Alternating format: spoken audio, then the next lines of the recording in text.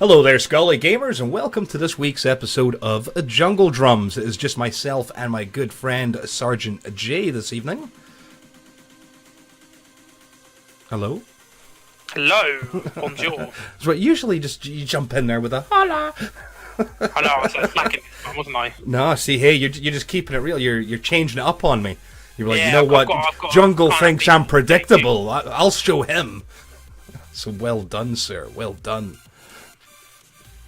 Oh God, how you keeping anyway? Just busy working. Yeah, not too bad to be fair.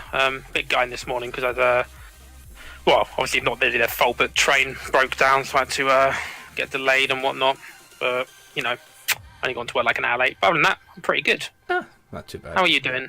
Well, the man flu I think has gone. I'm just kind of at the tail end. My throat's not 100% yet, but at least I think I'm a better colour. I've got a bit more energy because I was totally screwed. I mean, I was just, we did Jungle Drums last week, and I was feeling a bit down then. But when I woke up the next morning, that was me, just fever, and I was in fever all day Friday till finally it broke, and I was feeling a little bit better. I'm like, oh, great, cool. Then Saturday, fever was back again. And that was pretty much me till Sunday. It wasn't until about Monday till I was able to actually get off the couch and try to do It's things. not great, is it? No. But according to the news and stuff, this winter flu pandemic has been going, especially up here, it's really been just going around. Everyone's been getting it. I mean, last week, one of my teachers was off due to it. This week, another one of them's off. And then I've had this week off just for being ill. Yeah. A lot of illness going about. That damn winter flu. Oh, well. But what is good is the latest and greatest gaming news. So That is what good.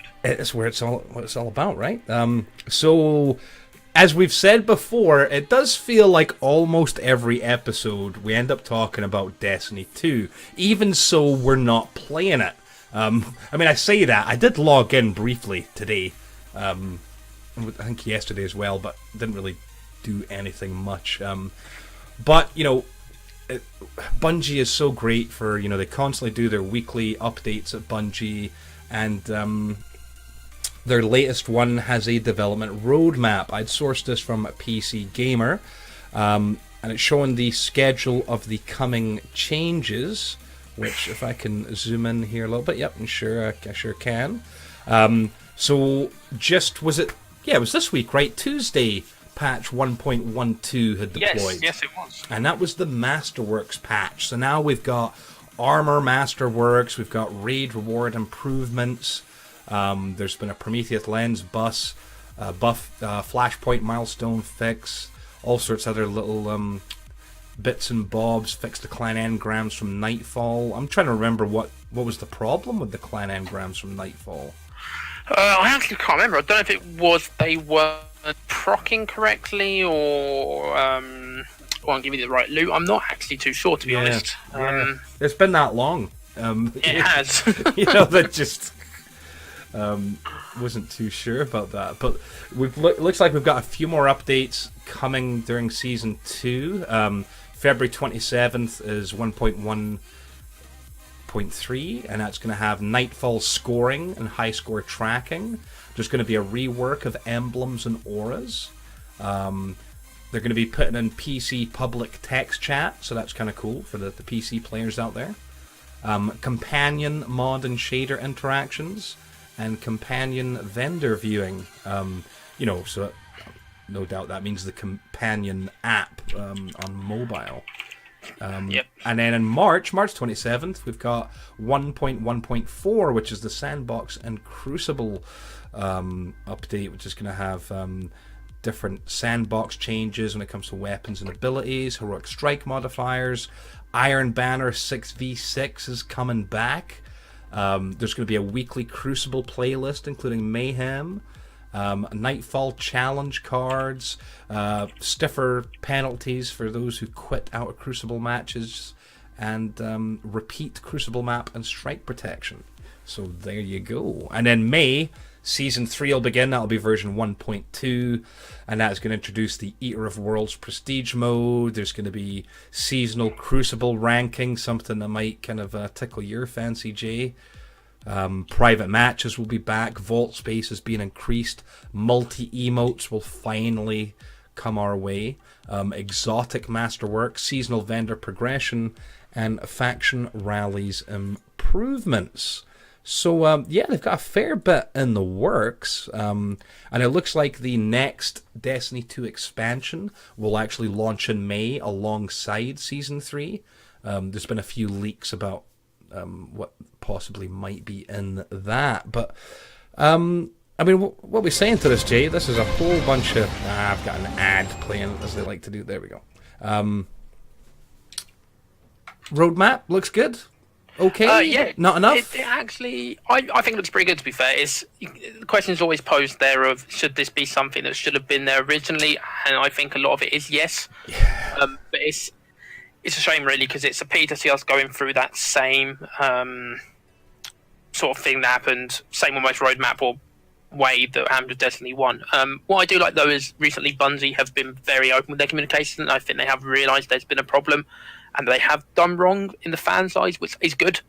My only concern is, and if all this stuff does get implemented, it will make the game a lot better. There's still core gameplay issues, I believe, but as a whole, this is a move in the right direction. What worries me the most is whether or not, if they have started Destiny 3 production, which is very likely, are they going to be talking to the live team again?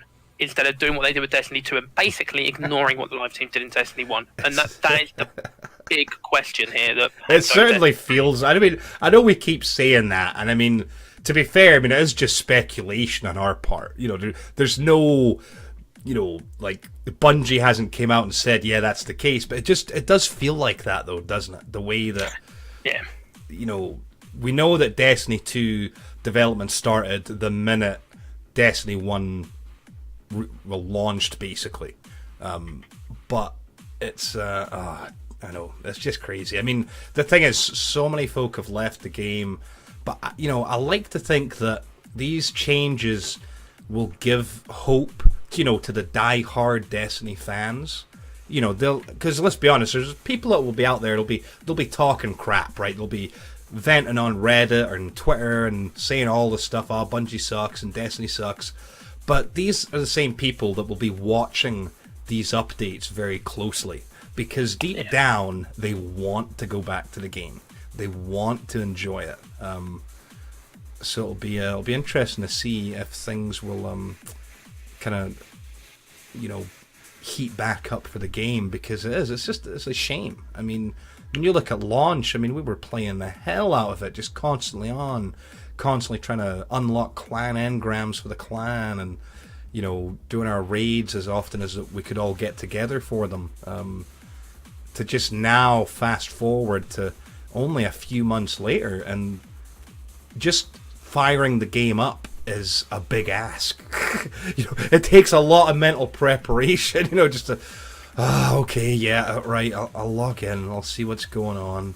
Oh, let's go see what Zer's got this weekend.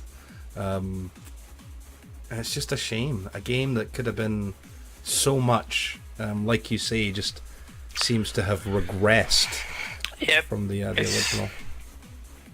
It really is a shame, to be honest, because, as you say, it's got so much potential to it. And I probably will fire Destiny back up at some point this week. Obviously, I've got Monster Hunter to keep me occupied, but I do want to have a quick go at Iron Banner. And just, I think, a few things to note from that roadmap is, private matches coming back is good. Again, though, it does lend to that fact of, was there communication between the live team and Destiny 2? Because really that should have shipped with it. But obviously, I quite like how they're bringing back 6v6 Iron Banner, and I think a lot of that is part of me thinking they're going to tread water with it to see if it is definitely something that can be done, and if it definitely is something that players want back. I don't think that's just done to keep the fans happy, because obviously Iron Banner's only once a month. That's not going to keep Crucible fans happy. But I think it's there as a test before they start looking at potentially implementing a 6v6 playlist. Yeah. I think it's more of a, let's see if we can get everything right with this. Make sure the balance is fine. Make sure people are actually enjoying it, and it's not just a clusterfuck as such. Yeah, no, I think you're right. Just like you say, testing the waters, they'll look at the data, see if if everything's working as intended. Look at Crucible as well, from that respect. So obviously you've got this ranked mode coming in, which will be ranked again. See how that works. I do think they are moving in the right direction, but I feel it's come a bit too late. I can't log back onto Destiny, and it's not because I don't want to, and there's just nothing pulling me back in. Even now, with all this masterwork armor and weapons and stuff that I've got to catch up on, I know you feel the same way. In terms of we don't want to get behind the curve in case suddenly it does become great and everything. I just can't find that pull anymore. Yeah. Destiny 1, release Destiny 1. No, all its faults. I couldn't stop going back to that game. I don't know what it was, but it just constantly dragged me in. Yeah. Well, even with that game, I mean, you look at, there were times when, there was content droughts, and we played other things. But the minute there was an update, a patch, a DLC, we just came right back and we did the things. Whereas with this, I mean, you look, Curse of Osiris, we went back and played it. But even since then, there's been several mini updates, little changes and tweaks, and we haven't went back. It's just, like you say, it's a completely different situation. And I mean, I'm the same. Yes, I'm worried that in May, when the next expansion comes out, or the game's going to be in such a great place by then, that it's going to be tricky. Or we're going to be so behind the power curve that it'll be a bit of a chore. But it's like you say, at the same time, I don't have that motivation to actually make sure I've got the best current, I'm at max light, etc. on all 3 characters right now. I mean, exactly. I think a really good point from our point of view to sum it all up really is the fact is we haven't done the Eater of Worlds raid. There was time back in Destiny 1 where we'd be on for that raid until we'd done it.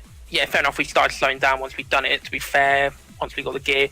I mean, we used to raid a lot, but compared to some people, we really didn't do the raid that often or that much, which is fine. I'm not one for pugging, not because I don't want to help other people. It's just I had that set time for raiding, and it was very easy for me to find time for raiding. I didn't sort of feel bad for leaving because we always had our end times. Whereas doing it for randomers, I kind of would feel bad if I had to go for whatever reason, take breaks for whatever reason. But yeah, we haven't even gone back and done that, and it's very weird for us. And I think we've all just kind of. It's not that I've lost interest in Destiny. And it's not that I don't like the game, it's just there's nothing pulling me in. Like, take, for example, strike playlists. You don't have strike-specific loot to chase anymore. Yeah, random rolls have gone, which a lot of people think is good, a lot of people think is bad, but I think it's partly bad because there's not that weapon to chase for anymore. Yeah. On top of that, you don't keep the playlist, you don't keep your strike team together. So you carry on genning up that buff, that hidden buff, which allows you to slowly build upon that. And I think what really sums it up is there's nothing to chase. They brought Masterwork on back now, Masterwork weapons, that is something to chase. I do understand that, although a little bit crappy, the actual big what's I'm gonna call it? Oh crap! I was gonna say now. Even though you got the Masterwork armor and the weapons, you got that really good quest line. It's for doing all the Masterwork cores and getting the ghost at the end, Skira ghost at the end of it. I can't be bothered. I just can't put the grind in. Because those sort of quests, if you were grinding, there was always other stuff to do. For example, the sword quest in Destiny 1 that had an abysmal drop rate, and you know what? Although I got bored of it, I still had fun farming for those materials that I needed, because there's other stuff I could pick up bounties to do. I could break it up with strikes. I just don't feel like I can do that. The strikes, a lot of the strikes in this are bad. They're too long in some respects. They don't feel rewarding, which is the other half of the problem. I mean, you look at, for example, the strike which is on Nessus, where you've got to go and kill Favix, whatever his name is. Most people skip that on Nightfall because it's just a crap strike. And you never had that in. You had Nightfalls that were difficult, and you maybe thought about skipping, but you never had a Nightfall you skipped purely because it was shite. And it'd be interesting to see what these changes bring, and if it will drag us back in, and if it will fix underlying problems. But part of me does not think it will. Mm-hmm. Yeah. Nah, I agree. It'll be. We'll just have to wait and see. At least, as you say, they're being a bit more transparent. They're coming out. Look, now they've announced this roadmap, which, okay, isn't exact. Things might change. They've said all that. But at least they're showing, look, there's an intent here. This is what we want to do, and this is how we plan on doing it. So kudos to them for at least trying. And we'll just see. We'll see. Who knows? Maybe in an episode later down the line, we'll be singing their praises and saying, "Yeah, we're back." Who knows? Speaking of games that won't be back, this is quite unfortunate, actually. I read this a bit earlier today. I sourced this from Polygon, and this was about the game Gigantic. And Gigantic is getting its final update and will be shutting down in July. The sub-headline here is saying that the devs are saying the game did not resonate well with as many players as they had hoped. If you're not familiar with Gigantic was the third-person action game that was basically a MOBA/hero shooter. Now, I played a little bit of it, but Jay played an absolute shit ton of it. So Jay, why don't you kind of lead us on this? I mean, was it a decent enough game? I thought it was, personally. It was very different in terms of the MOBA-esque sort of games.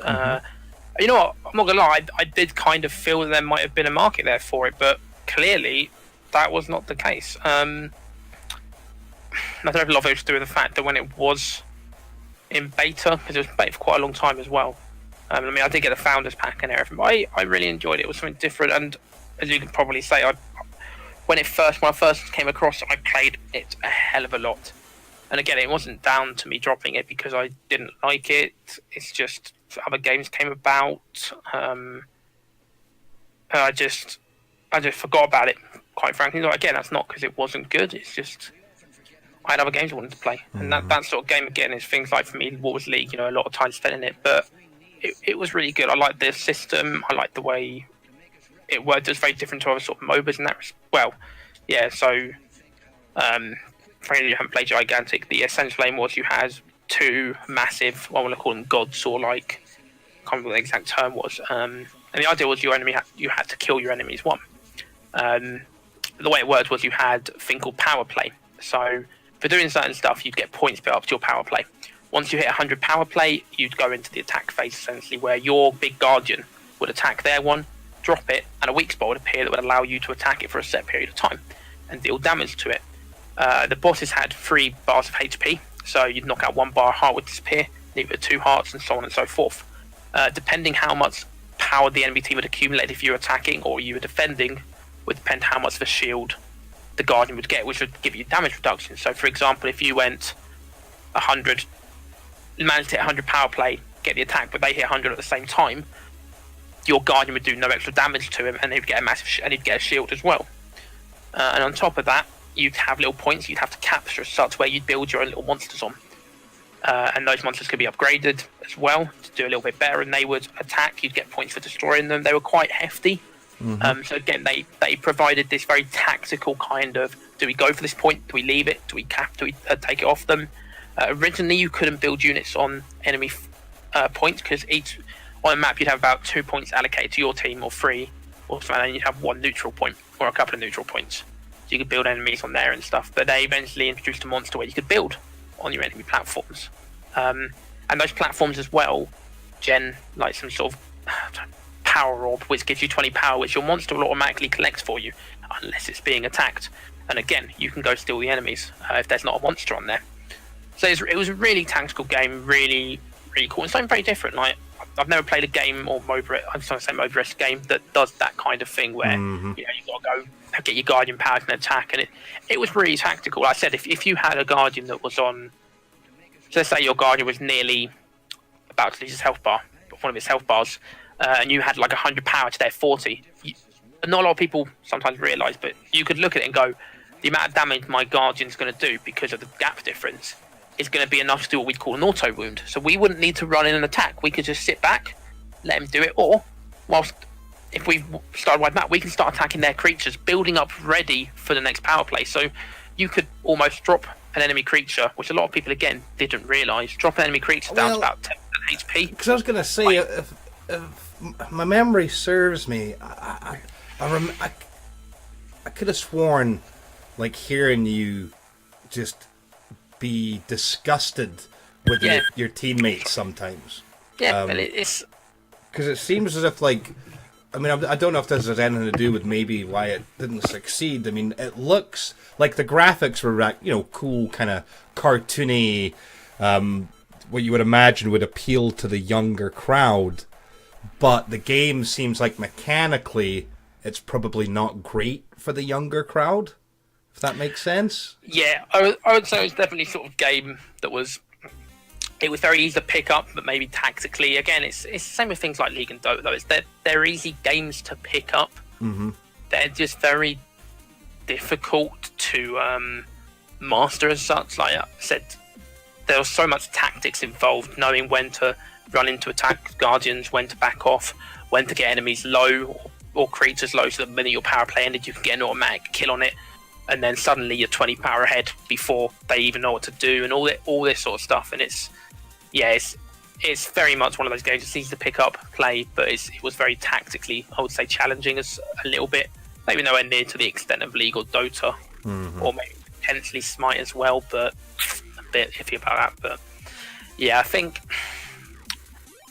in my very well, partly comes down to the fact that it's I think you said this earlier before we started this about Smite, and how that's very cemented with Xbox players and Microsoft players and PC players. Sorry. It almost kind of fills that gap. Maybe people weren't as willing to try it.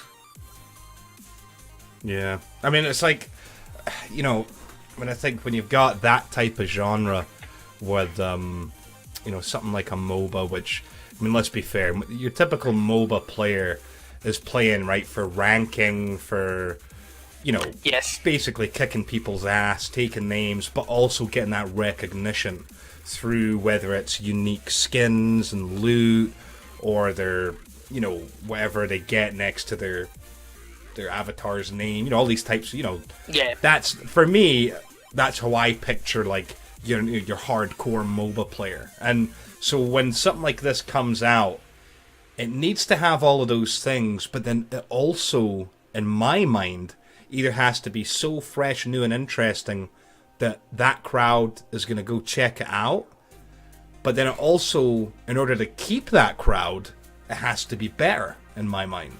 Because, if this game is lacking in any way compared to the game I'm already playing, why would I leave? I mean, it's very different when we talk about, like, shooters or something where, okay, maybe you want something different, or like a RPG where, an RPG is a story, and, you might say that, well, Skyrim's one of the best stories out there, one of the best RPGs. Yes, that's true, but sometimes you want to do something a little bit different, and maybe you want to go play The Witcher, or, you want to play Deus Ex, or, there's that little bit of variety that you want. Whereas with something like a MOBA, I just feel that, yes, there might have been that initial, ooh, this is new, this is cool, and probably a lot of those Smite players and Dota players and whatnot went and checked it out to see what it was all about.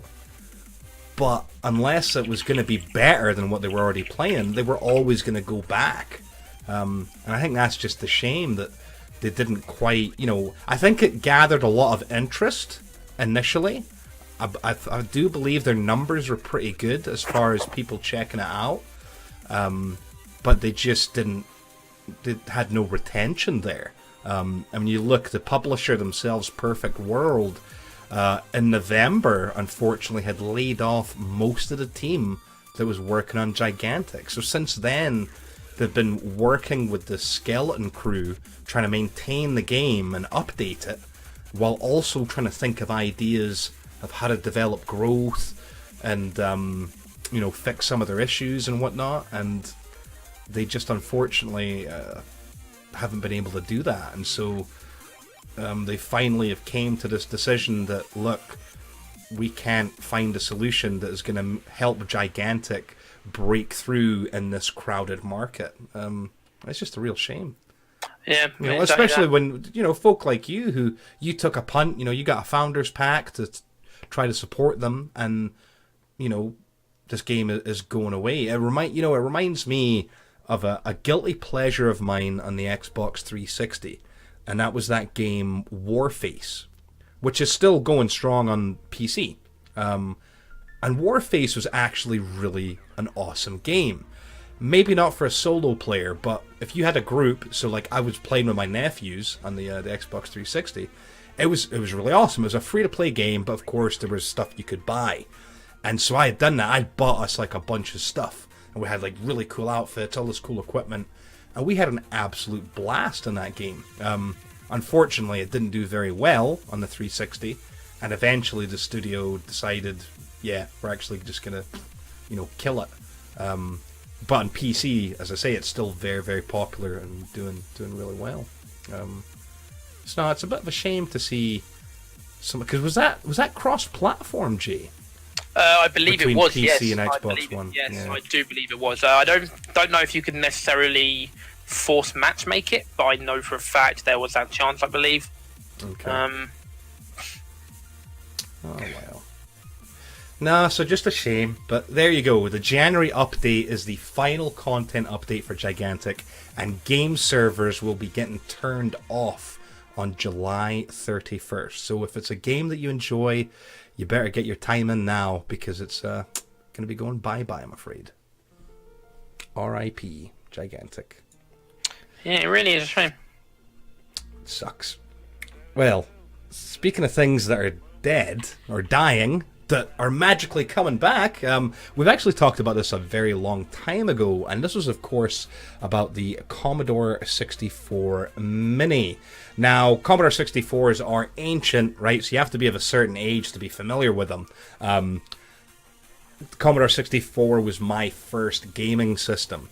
Absolutely loved it. All the games, I had the cassette deck, the tape deck, so you had to put in the game that you wanted, and when you booted up the Commodore 64, it had like this blue screen that said ready and had a little flashing cursor, and so you could put in basic coding for cheat codes and all sorts of other stuff. You could code on it, write programs, or if you press Shift F5, that would then give you a little message that said press play on tape deck, and then you'd press play to load your game, and it would take about 10 minutes for the game to load. Because all the data was, effectively analog on the tape. And it was crazy. Looking back on it, it was absolutely ridiculous. Because then sometimes if, there was interference, or if your tape head on the deck itself got misaligned, sometimes it wouldn't read things right. But it was just, some of the games were just crazy, Jay. Like, you would, like, say you load the game up, like, here's a good one, Batman the movie, right? So this game, you load it up, wait your 10 minutes, finally, the game starts, that's great. So you beat the first level, so you have to load again for level 2, right? So you press play on tape, wait for it to, load up, and then if you died, then, guess what, you would have to rewind, and that's why the tape decks had a counter on it. You'd have to rewind to, say, 263 and press play. It was just, when looking back on it, it was completely insane. But it was still an awesome gaming system. Some of the coolest games were on it back then. And you just had a joystick that you used for just about everything. But they had, it was the first gaming system I ever had that had the light gun for it.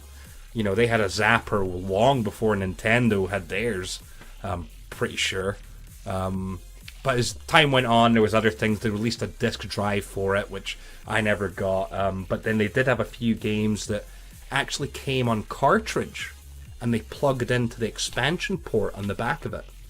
What were some games I had? I'm sure one was Navy SEALs, and I think was it maybe Altered Beast they re-released on cartridge. So that was handy. You didn't have the loading times. But anyway, that was back in the 80s. The C64 Mini is fully licensed, right? It's coming out.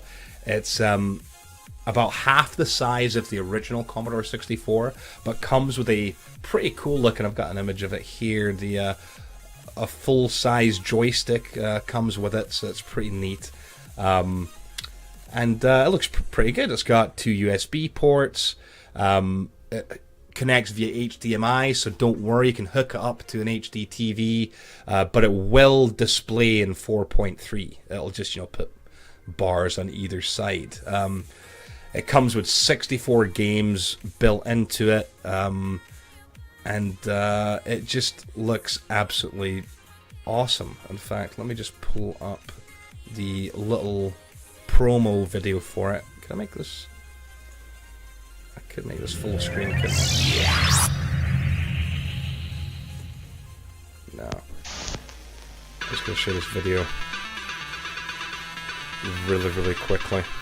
The one that's on the actual article that I've got there, it's just like this cool little infomercial 35 years after the original came or went away.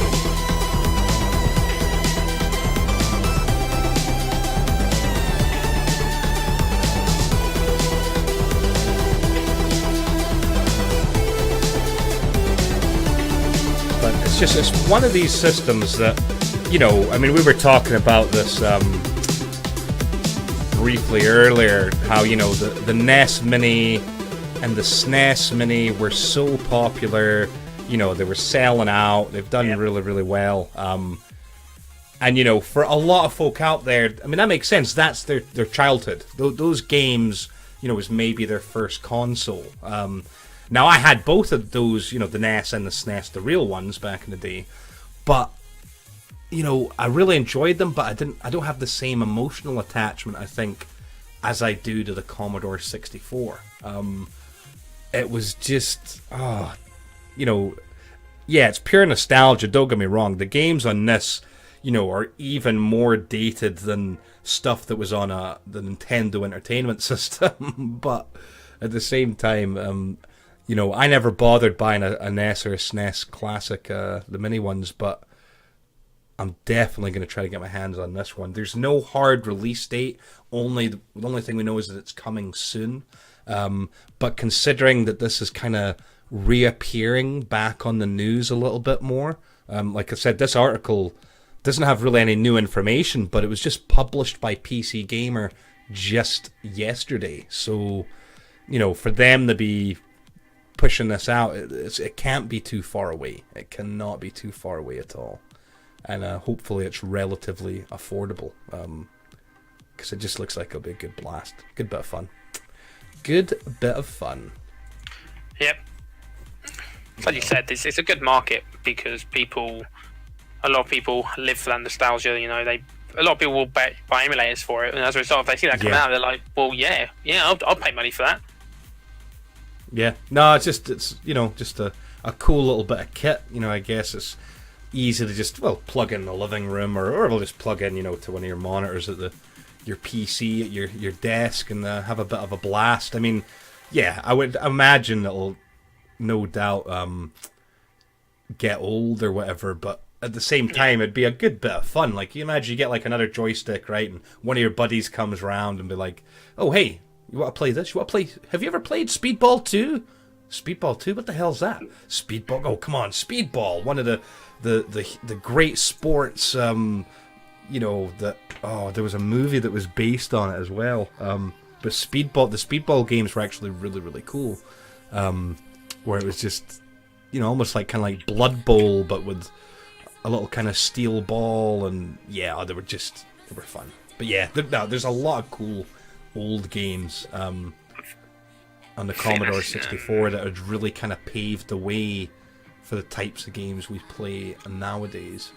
I think that's the other advantage as well, especially for the younger enthusiastic crowd. For example, for me, I'm not going to get it because I've got enough consoles. But if I wanted to have that experience, which I never got, it's great. Yeah, okay, it's not, as you say, the exact same of old school stuff like what you said about Batman, or like old school N64 blowing into the cartridge just to get a game to work. But it's still the ability though for us to, if we want to, be able to get that experience of playing on those consoles, with the actual, not let's just emulate it and use a keyboard or put an Xbox controller in and just map up things. It's an actual, here's the controller for it as well. It's great. Yeah, no, pretty neat. That was the thing, man. You would go through joysticks like just mentally, because there's a lot of games that would end up having some silly mechanic where you had to, like wag the joystick left and right, like really, really quickly or something. And yeah, they would just die. They would just eventually just die. But it was just so crazy because back then, all the joysticks, they had the suction cups on the bottom of them. You'd always end up licking the suction cups and putting them down on the table to keep your joystick in place. Those were the days. Those were the days. Well, moving on from past technology, it's time now to talk about something more present, and we'll actually even go into the future. And this is to do with NVIDIA's GeForce Now. This is another item that we've actually talked about before when it was first announced, but now it's getting tested a little bit more. And there was a great article on Engadget where one of their hardware journalists had actually got a hands-on with the GeForce Now platform. Now, if you don't remember what GeForce Now is all about, NVIDIA's GeForce Now is a game streaming service, right? Which allows you to play extremely, you can play any game you want, but what it's really targeting is games that, require like really hardcore PC gaming hardware, like having excuse me, a GeForce 1080 Ti or even a Titan XP, right, which are pretty darn expensive, especially right now, because of this cryptocurrency mining crap that's going on. This is currently one of the most expensive times to build a gaming PC. RAM prices are through the roof, and the video card prices, if you go on eBay, because first of all, you're not going to be able to find the top of the line video cards in retailers. They don't exist. You can't buy them. But even the retailers, like over in the States, places like Newegg they're forced to sell them at these crazy escalated prices. But people are just, it's ridiculous what they're selling video cards for at the moment. So building a PC is not a great time at the minute. So what the GeForce Now game streaming service is all about is where basically you could be on, say, something like a MacBook Air, right? And a MacBook Air is not a great gaming experience. Let me tell you, it just doesn't. It doesn't have the hardware in it. It doesn't have a good enough graphics card to play something like The Witcher 3. Never mind in 4K. But just play The Witcher 3 at all. But with the GeForce Now system, you basically tap remotely into the power of a super expensive gaming rig from any computer, right? It's running on remote servers that are powered by NVIDIA's Tesla GPUs, which offer gaming performance on par with a GTX 1080. Aside from that, NVIDIA isn't really divulging any further specs, but basically that if we're talking about remote servers with Tesla GPUs in them, then no doubt they're going to have some crazy enterprise Xeon super core processors as well. So when you launch GeForce Now, you're actually watching a video streaming to your PC. If you think about how Steam Link works, if you've ever used Steam Link, I can use it on my tablet where my gaming PC is doing all the work, but it's rendering it, it's sending that video feed to my tablet.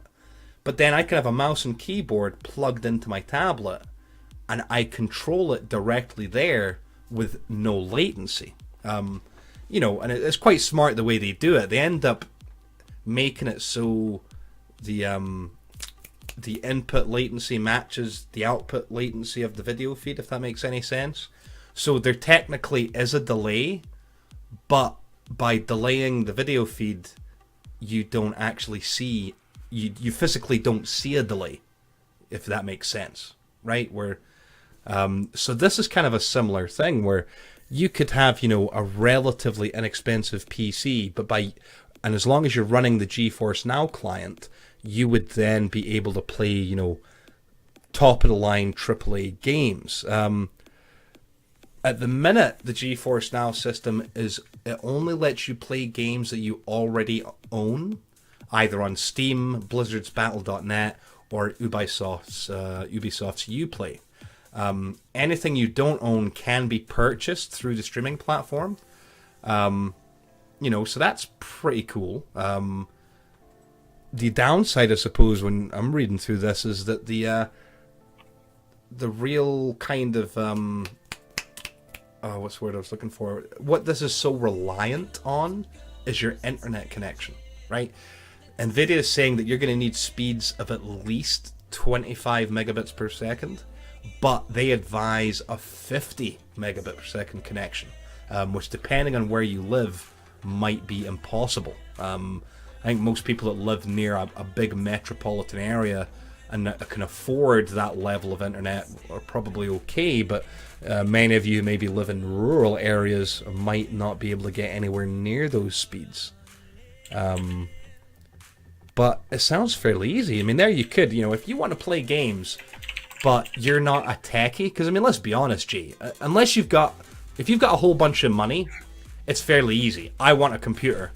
Oh, I'll go buy one, right? And then you just buy it, and then you download your games and you play them. Yep. Right? And that's fine if you've got money. If you don't, to be a PC gamer, you have to end up learning quite a bit about technology, right? Because you end up having to learn, okay, I want to specifically buy this video card, overclock it. Okay, this CPU and overclock it. You're choosing your components a bit more carefully, and you end up becoming more of a flippin' overclocking geek than a gamer sometimes, right? I think the other thing as well, which is a very good point there, is that obviously when you know what you can overclock and what things you can do, you can sort of guess which is the cheaper option to buy, and you could look at two options. One could be 60, 70 quid less, you could be like overclock it up to the same, and you're like, actually the power difference with that isn't that much, it's pretty much negligible. So yeah, I can buy this cheap one, put more money on my graphics card and whatnot, and that is, as you say, the sort of advantage of it all, isn't it, really, compared to if you're not techie. Yeah. Is you'll just go, oh, this is a pretty expensive PC, I'll buy that, but you don't look at the fact that you could probably get it cheaper yourself. Yeah, this is the thing. PC gaming is awesome. I'm not one for the whole console wars or PC master race by any means, right? I say play on what you enjoy. But at the same time, when you look at the library of games that is available on a personal computer, everything else pales in comparison. And when you look at things like VR and, the amount of simulations, the complexity of flight simulators and racing simulators that are available on PC compared to, what there's on console. PC gaming is amazing.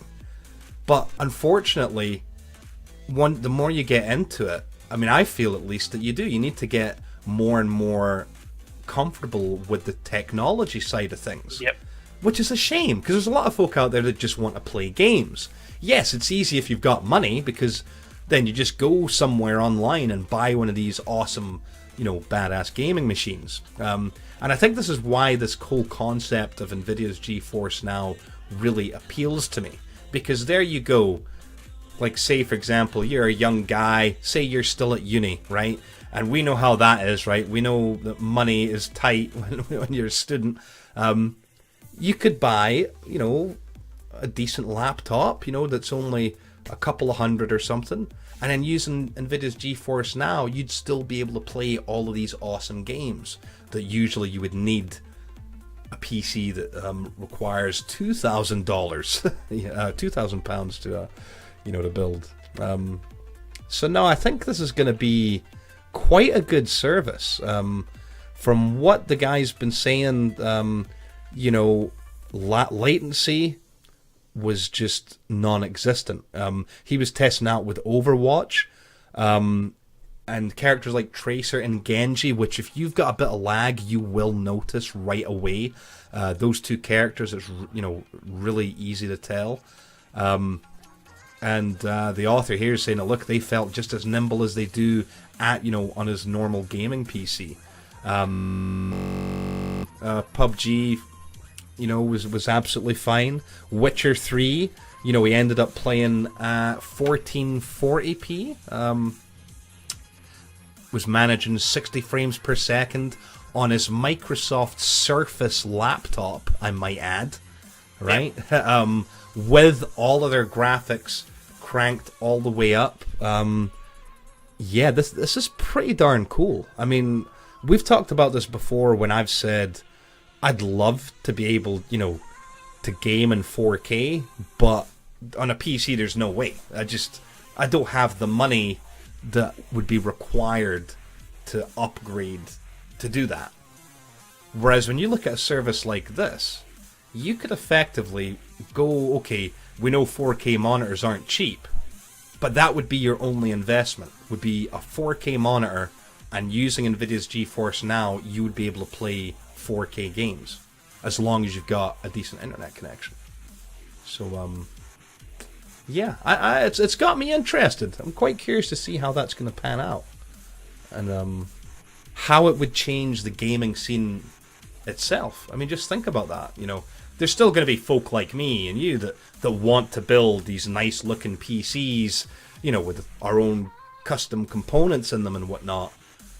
But, if you had the option where, you don't need that. You could just have a nice small form factor, or like a super slim PC, or like, those, you've seen them, right, Jay? The Intel NUCs. These, they're tiny, tiny little, computer systems that Intel offers. You have to Google that sometime. Intel NUC, N-U-C. You'd be able to use this GeForce Now with one of those really, really easily.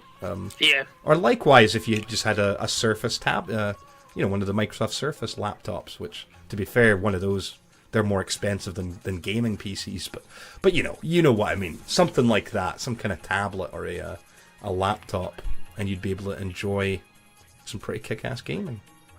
So there.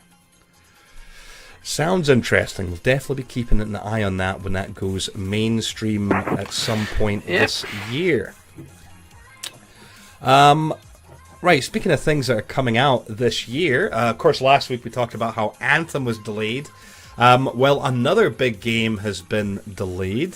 So I sourced this from GameSpot. This has been over the news everywhere today. This is, of course, Red Dead Redemption 2. The release date has been backed up until October 26th of this year. Basically, Rockstar apologized for the delay. The game was originally due out spring of this year, which was already a delay because it was supposed to be autumn of 2017. That was the original release date. But, as per usual, the studio has said that, look, this new delay gives them the extra time available to improve the game as much as they can. We apologize to everyone disappointed by the delay. They had hoped to have the game out sooner, but they require a little extra time for polish. So, there you go. It's been delayed. Is this one that you're looking forward to? Because I just never... The original one never appealed to me, which is funny. But I love westerns, right? Like honestly, we could grab some Doritos, some beers, and I would be more than content to watch westerns all day. I can deal with that. I used to play cowboy and Indians when I was a kid. Damn it, right? I like that lifestyle. But the original game, I was never, I think I played it, but I wasn't mad about it. So this sequel has honestly been a game that I've just been kind of like, oh yeah, it looks nice, but I'm by no means all hyped up about it. See, I'm the same as you. I never really... I didn't touch Red Dead Redemption 1. I know it's a pretty good game, but I never touched it, and it's the same with 2 as well. I just won't get it. I think it'll be good, but it's just... I don't know, just not in the mood for it. I do think game companies delaying games is a good thing, as much as people may not think so, because it does mean they are taking care and pride in what they want to do. I mean, yeah, it's going, but it unfortunately happens. But it's good, I think. And plus, Rockstar are known for making good games, so I would fail to think them delaying it is a bad thing at all, because it's not like a company. They're not like a company that's like delays games and then they still come out shit. They're a company that will put out what they can, be that very good game. So I think it'll be a good thing, but it's not one that's on my radar really. I've got enough to keep me occupied for the time being, and it's not one I'll probably pick up at all. Yeah. In all fairness. No, it's funny that how sometimes games just... I mean, I've been the same with the Grand Theft Autos. Like, I had played the original ones, the top-down ones, 1 and 2. I never got into 3, but then Vice City, right, the one that was in Miami on a PS2. Oh my god, I was just crazy about that game. I just played it inside and out. Had to get every single little minute, hidden thing in it, all the collectibles. Absolutely loved that game. But then I've never played a GTA since. I've never had a want to play them, and I know they're cool. I mean, I know the latest one with the online stuff that it has looks really cool, and people are doing some really awesome stuff in it, but I've just never had a want to play it. It's the same with the Red Dead Redemptions. I know it's going to be a great game. I know it's going to be good looking. I know it's probably going to be a hell of a lot of fun. I just don't have any real inclination to go check it out. So there. Shocker. Yeah. But no, we've got other games to play. I still see my whole crew has Monster Hunter World, and they're loving it. They're enjoying it. I don't have it just yet. I'm gonna I've got to wait till next week to buy it. And we'll just have to see. Go get it sorted, mate. Go get it. Well, it was just a shame, just the way things work. And then by being sick over the weekend, I didn't get a chance to play Sea of Thieves as much as I wanted. I played a little bit of it, and I'm getting more to the point with that game where I think, don't get me wrong, it's cool, it's gorgeous. Now that it's been enhanced for the One X, fantastic looking game. Plus, because it's an Xbox Anywhere one, if you buy it on Xbox, you've got it on PC as well. It's cross-platform. Lots of good stuff going for it. But the thing is, Jay, I mean, okay, many games are repetitive. We get that. That's sometimes the nature of gaming. But the Sea of Thieves is so repetitive. I mean, that basically all it is here's a map. Go find this island. Find the island. Find the treasure. Dig the treasure up. Bring treasure back. Get paid. And it's just doing that over and over again. The only things are, sometimes you have to go further. Sometimes you might have to go to multiple islands. But it's just one of those things, like, at first it's really cool. But after you've done that about a dozen times, you're just kind of like, oh, yeah. Yeah, I think if you're playing it with your buddies, at least you've got that bit of fun. Where, okay, hey, right, Jay, you take a turn at the wheel, and I'll take care of the sails, and Gim's doing, that's kind of, I think for me, that's the more fun aspect of it, probably, is the sailing around. But see that pirate game that's coming out from Ubisoft, though, the one that's, basically a spin-off from the Assassin's Creed games. They supposedly did a very good job with that Assassin's Creed Black Flag, so I wouldn't be surprised if that wasn't very, very good as well. See, at this point, I'm thinking that I think I'm going to enjoy that more. Because I just don't know where we stand. It's a big ask when we say, hey, look, are we all going to buy it so we can play, together? When I think we would enjoy it, but I think we would get a bit sick of it relatively quickly, I think. I could be wrong, but that's my gut feeling. Whereas at least Monster Hunter World, come on, they're going to be doing stuff with that, right? There'll be DLCs and there'll be events. I mean, there's already, I think the next DLC's out in a couple of months. It's pretty gutting because obviously their first good event, which I wanted, is a PlayStation only one, which is understandable. Yeah, was that the one, the Street Fighter one? No, it's Because did you see that, the PS4? Zero Dawn. Oh yes, yeah, I've seen that one as well. But no, there was like a Ryu skin from Street Fighter. Oh really? Yeah, that's on PlayStation 4. Yeah. I think Monster Hunter's going to be fantastic. It doesn't matter how much you got for the same monster, it's always going to be different, it's going to be fun, and she says there's a lot of DLC hopefully coming out for it. And I know they're planning on doing free updates, and let's just go into the fact that the game's not plagued by loot boxes, okay? I know, okay, I'm not going to lie, I think there is a small amount of microtransactions in terms of the fact that you can buy certain haircuts and stuff, but there is no loot boxes, you know? None of this, I don't know what I'm getting from my thing, you know, if you want to buy something, you can outright get it. And it's just a breath of fresh air in the gaming industry at the moment. Mm-hmm. And it's just proof that games don't need to put them in. I mean, you look at how successful Monster Hunter's actually been within its release week. Oh god, yeah. It's ridiculous. And the fact that it hasn't got that in, the fact that it hasn't bothered with them, the fact it doesn't shove it down your throat, and the fact that the gameplay's fantastic, just shows you it is bloody possible. And they're not needed. They do not have a part in the gaming industry in terms of from a paid game point of view. Yeah, okay, games are slowly becoming this more thing of games as a service. I really don't like that term as such, to be honest. But even with that, that shouldn't be an excuse to essentially tag on loot boxes. It just... Yeah, fair enough. Fair enough. Good old loot boxes. Ugh, yep. They're everywhere. Let's not start on that conversation. That could be like another Jumps episode. That could be. Well, it almost brought in that whole, you know, there's a bit of news that came out this week about loot boxes, you know, how they're returning to Battlefront 2, and EA's made a few statements, but I left it out. I was like, no. Gotta keep the blood pressure down. But yeah, no, I think that will be it for this week's Jungle Drums. Of course, thank you so much, Jay, for joining us again this week. It's always good fun. What we got coming up on Scholarly Gamers? I'm trying to think. There's always articles coming out. I'm sure we've got a couple of reviews in the pipeline. I know that I'm going to be reviewing something.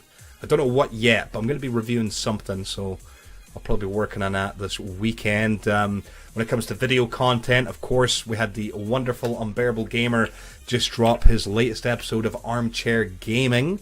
I think this was the last episode that he was going to be using Destiny 2.